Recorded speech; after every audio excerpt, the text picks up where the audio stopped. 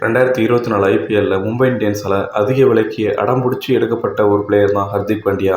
2024 இவர் தான் மும்பை இந்தியன்ஸுக்கு கேப்டனும் கூட.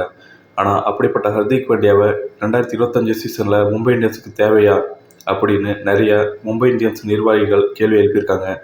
இதுக்கு காரணம் என்ன அப்படின்னு பார்த்தீங்கன்னா, 2024 ஐபிஎல்ல இவர் நடந்துக்கிட்ட விதமும் 2024 இவரோட திறமையான பவுலர்கள் பேட்ஸ்மேன்கள் இவரை விட கம்மியான விலைக்கு எடுக்கப்பட்டதும் தான். இதை பற்றி தெளிவாக பார்க்கறதுக்கு முன்னாடி நம்ம சேனலை மறக்காமல் சப்ஸ்கிரைப் பண்ணிக்கோங்க.